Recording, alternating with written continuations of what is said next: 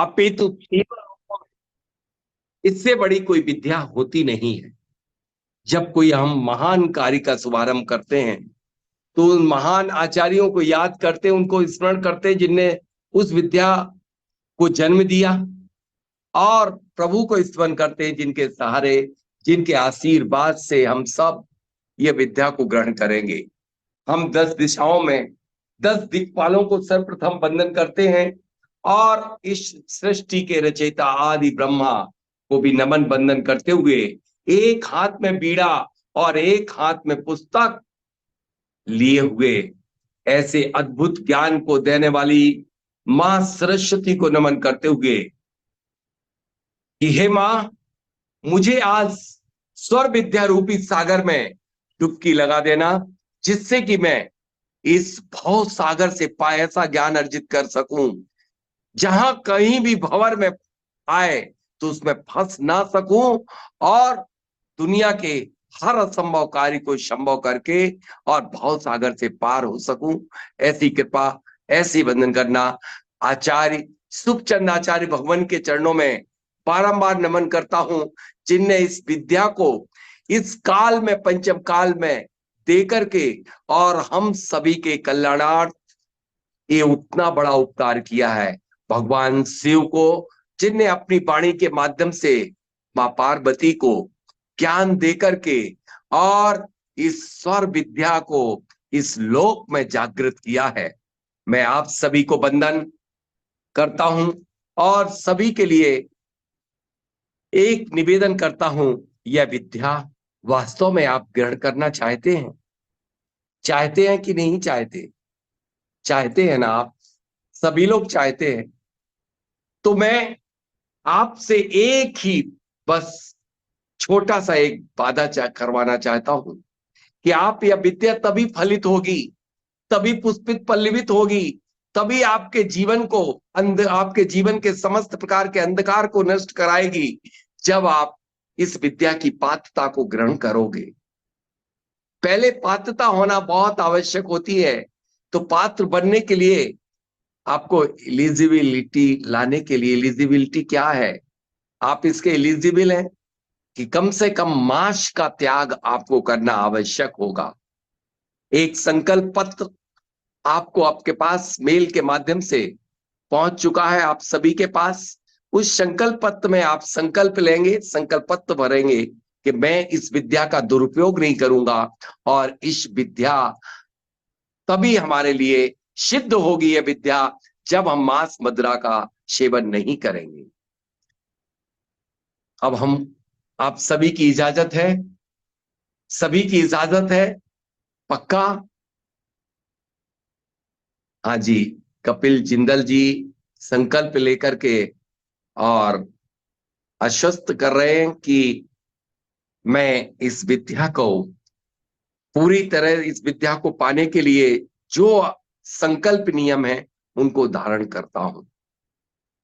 बस अपने इष्ट का स्मरण करते हुए आज सभी संकल्पित हो जाएं, अपनी आंखों को बंद करें और प्रभु के चरणों में ले जाएं अपने अपने इष्ट के, कि यह महान विद्या आज हम ग्रहण करने वाले हैं। प्रभु, आपकी कृपा से ये विद्या प्राप्त हो सकती है। मेरे पास कोई शक्ति नहीं है, और मैं भी आप सबसे निवेदन कर रहा हूं कि यह विद्या मेरी नहीं है, ये गुरुओं की है, और गुरु मुख से ही इस विद्या का प्रावधान बताया गया है। कभी भी इस विद्या को श्रेष्ठ गुरु से ही ग्रहण की जाती है। हे प्रभु, मैं कितना श्रेष्ठ हूं या नहीं हूं, ये तो आप जानते होंगे। मेरे कहने और करने से कुछ नहीं होता, लेकिन मैं आपके चरणों का दास हूं। यदि इस विद्या को देने में, सिखाने में या हमारे प्रयोग करने कराने में यदि मेरे द्वारा कोई गलती हो तो प्रभु मुझे माफ करना।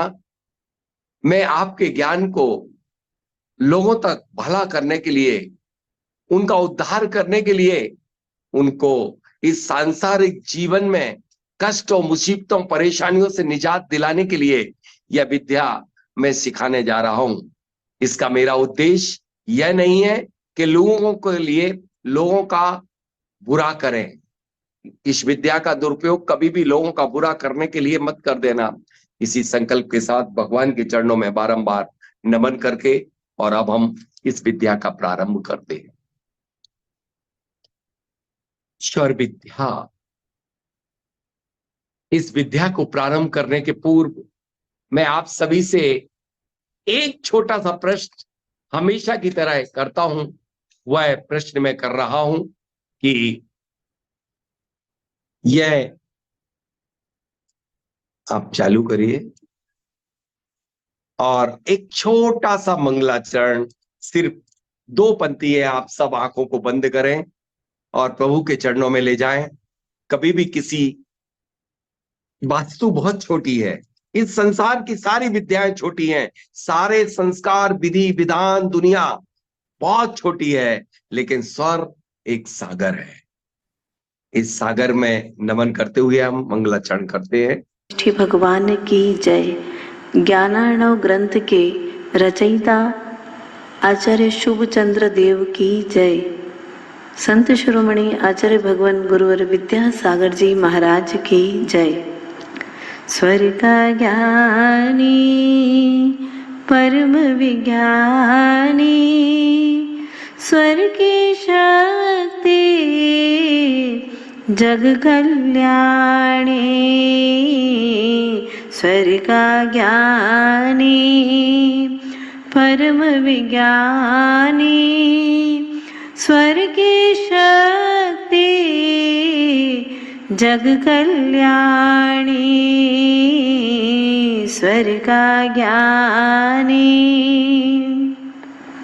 दुख के बादल सब हट जाए, स्वर की विद्या सुख प्रगटाए, स्वर की विद्या सुख प्रगटाए, स्वर का ज्ञानी परम विज्ञानी, स्वर की शक्ति जग कल्याणी। स्वर में गीता वेद पुराण, स्वर में वास्तु ज्योतिष ज्ञान, स्वर में वास्तु ज्योतिष ज्ञान, स्वर का ज्ञानी परम विज्ञानी, स्वर की शक्ति जग कल्याणी। स्वर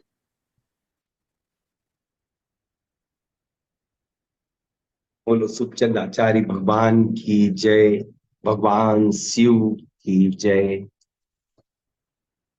यहां पर हम आप सभी से एक प्रश्न छोटा सा पूछना चाहते हैं।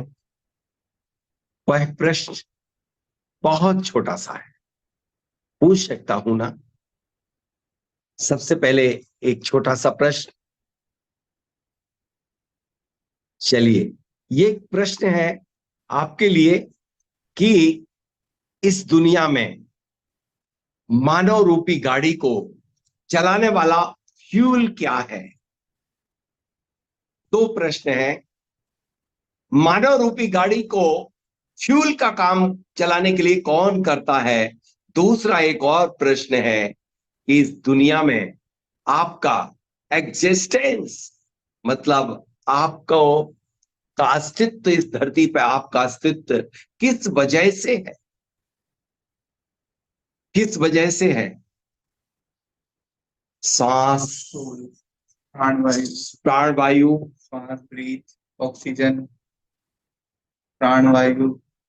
सभी लोग तरह तरह के एनर्जी से लिख रहे हैं। कोई प्राणवायु लिख रहे हैं, कोई श्वास लिख रहे हैं, सांसों से लिख रहे हैं। मैक्सिमम प्राणवायु और सांस।